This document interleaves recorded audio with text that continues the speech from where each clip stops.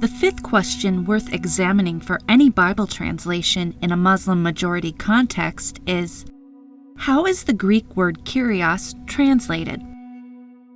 There has been a practice to translate this word differently based on whether the word is referencing God the Father or Jesus. One can examine this issue by comparing instances where there is a clear reference to each to see if this word was translated the same way. For instance, compare Matthew 11:25 with Philippians 2:11, or compare Matthew 1:20 with Matthew 7:21.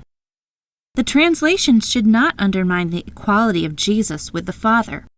There should be no distinction in the way this term is translated when the only difference is whether the referent is God, the Father, or Jesus. As the editor of the Journal of Biblical Missiology explains, the Greek word kyrios, Lord, applies to the Father, Jesus, and the Holy Spirit. It also applies to other human lords like Caesar, or to masters and lords in parables, who nearly always represent the Father or Jesus in some way. Furthermore, it is used by the New Testament authors to represent the divine name, Yod-He-Vav-He, the four consonants, Yod-He-Vav-He, known as the Tetragrammaton. The use of this same term, which represents Yod-He-Vav-He as a title for Jesus, is highly theologically significant. And this is put to good use in the many passages where the New Testament authors take a quote including the divine name in Hebrew and apply it to Jesus. For example, see 1 Peter 2:3, quoting Psalm 34:8, 1 Peter 3:14 through 15, quoting Isaiah 8:12 through 13, and Romans 10:13, quoting Joel 2:32.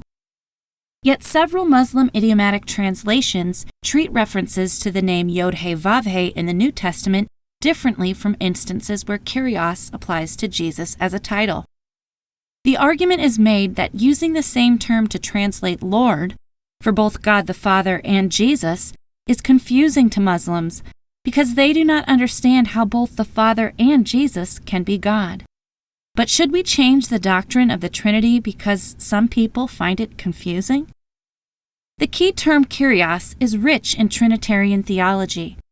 This is precisely why heretical groups like the Jehovah's Witnesses, who deny the Trinity and the full divinity of Christ, find ways to weaken its Trinitarian implications by separating out Yod-He-Vav-He references, which they translate Jehovah in the New World Translation, from other instances of kyrios, which they translate Lord. This is an unfaithful translation practice. In the next video, we will finish examining the final checking questions for quality assurance to ensure biblically faithful translations in a Muslim majority context.